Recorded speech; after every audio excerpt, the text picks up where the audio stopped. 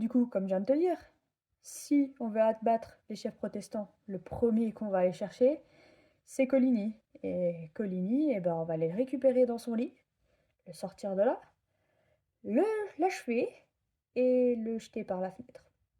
Tant qu'à faire, hein.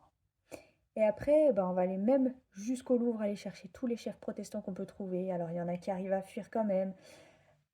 Henri IV, enfin, futur Henri IV, il n'est pas tué parce qu'il dit ok, d'accord, il n'y a pas de souci, je me tournerai vers le catholicisme.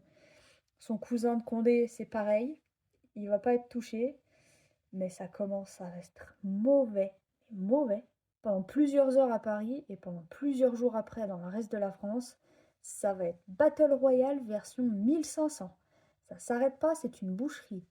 Il y a des corps qui sont jetés dans la Seine, il y a des têtes aux fenêtres, non mais des vraies têtes hein, coupées aux fenêtres. Vraiment, ça pue. Vraiment, il n'y a aucun cadeau qui est fait. Femmes, enfants, bourgeois, mais tous ceux qui sont protestants, ils y passent. C'est vraiment un vrai massacre. Pour tout te dire, il y a même Catherine de Médicis, qui était une des grandes décisionnaires de on va tuer les chefs protestants, qui s'est dit oups, la boulette. Ouais, la grosse boulette, Catherine, la grosse boulette. Derrière, on arrive à retrouver un petit peu de calme, mais Paris va être marqué au fer rouge de cette nuit de la Saint-Barthélemy, et ça va marquer l'histoire.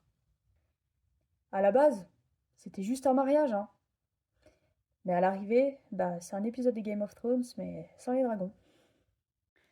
Et si tu veux en savoir plus sur des histoires comme ça, n'hésite pas à t'abonner et dis-moi en commentaire ce que tu veux que je te raconte.